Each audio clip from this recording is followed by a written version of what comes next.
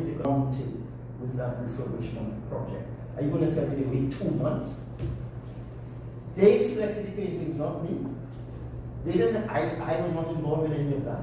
So I will send you the documentation. You could decide what you want to do. But I'm calling you a liar outside. So if you want to go on to another topic, I'll be happy. But I just want to ask a question on the same topic. Sorry to say, but would you say that it was reasonable having been appointed minister on that one day, just one day, having been in the office, to request these renovations when previous ministers would have been occupying the space with no issue for years, and also on the day that an election was announced to be called? Not at all. Remember, I was there for 5 weeks, so it was one day thing coming up. And the date of the yeah, but it doesn't matter. I was the minister for 5 weeks. I don't know where this one day thing come from. In addition, that building was outfitted by the UNC during the 2010 to 2015 period at a cost of $70 million.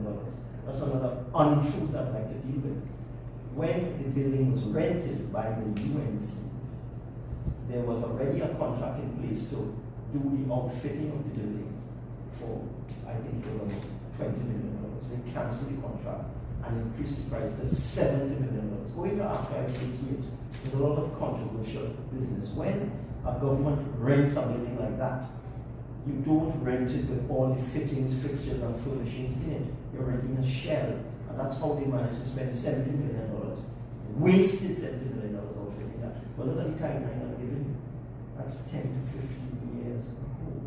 So that when I came there and I saw the condition, particularly of the secretarial staff, because I heard some nonsense about I order a workstation. That too is a lie.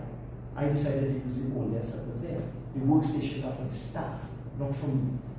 And therefore, if you have a heavily traffic building that hasn't been refurbished for 15 years, then I see no issue in spending that sort of money, roughly $900,000, when the UNC spent $70 million to do exactly the same thing between 2010 and 2015 period on that building.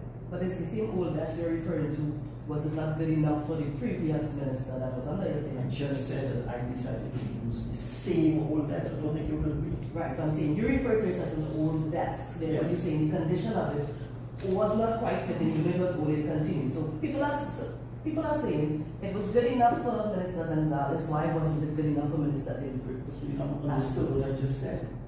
I just said I decided to use the same desk as my predecessor. But you also requested refurbishment of the floor. When I looked at the permanent secretary's accommodation, when I looked at the accommodation of the secretarial staff, when I looked at the waiting area where visitors have to attend, when I looked at the condition of the bathrooms, I requested refurbishment of the entire floor, which had not been dealt with for 15 years and was in a deplorable condition. Okay?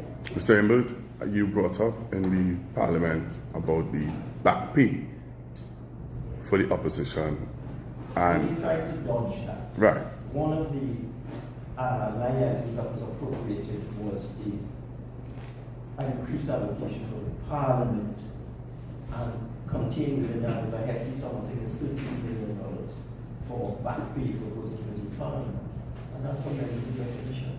That's what UNC members of the opposition. That's what that was for. They tried to dodge, Tampu again, after that untruth, saying that that sum was for us, entirely untrue.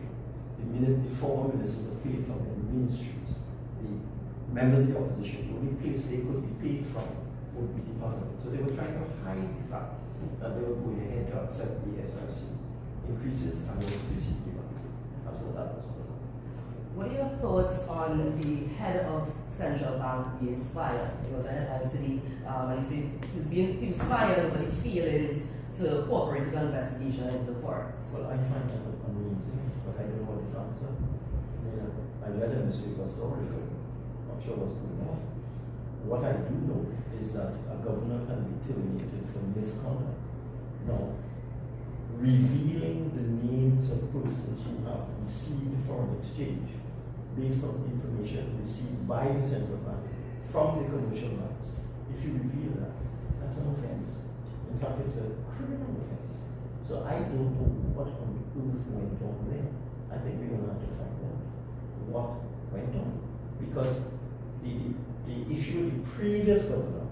was over the publication of the largest users of foreign exchange in the country. That was the issue, and there were many opinions, legal opinions, that that was a breach of the law at the time. Okay.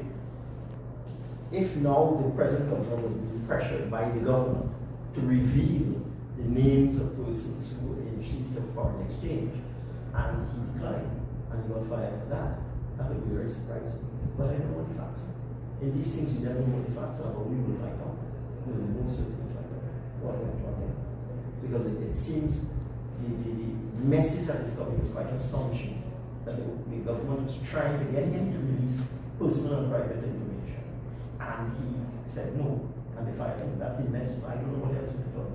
I don't know what else they asked him to do that he felt he couldn't do. One does not know in these things. Okay? You just see a surprising thing that the government did find.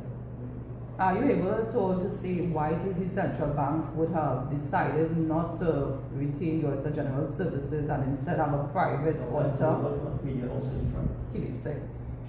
Yeah. The Express. That's the one who TV6. today, one Caribbean media, that's the one that today misreported what Padarat said. Because I listened to the tape then. Because I know it wasn't true what the Express has in the papers today. I know that Padarat said that one Alexander is a Pharisee claim, and that the money spent is to fund the pockets of the former member of the West. But I saw the Express right that he said the buildings associated with Pharisee family. He ain't saying anything. Don't mean that. So let's go now to this. I have made it crystal clear. I have published it in social media.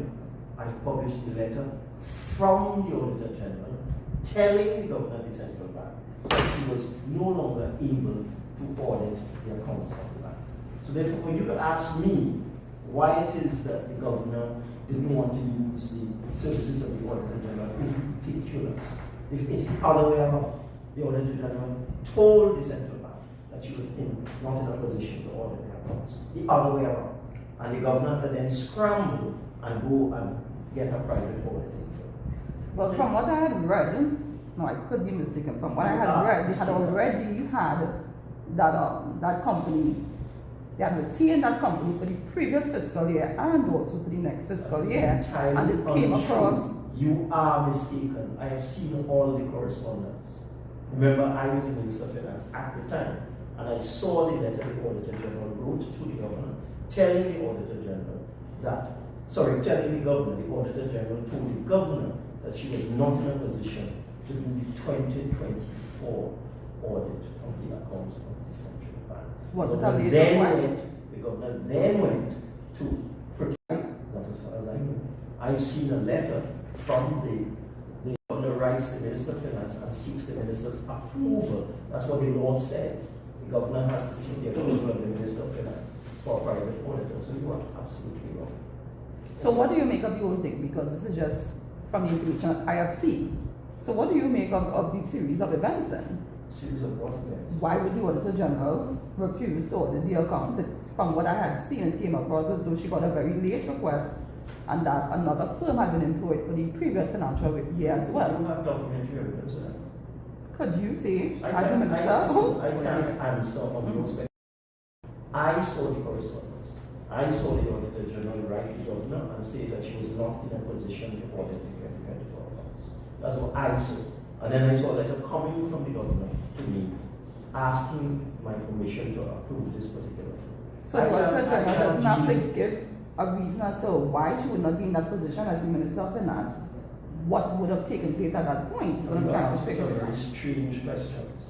The letter from the Auditor General gave no reason. I'm sure you could provide it to me, sir. It's in the public. Okay. All right. Yeah. That's good. I know you're only Minister because it's for a short while, but so that is not the I wanted to ask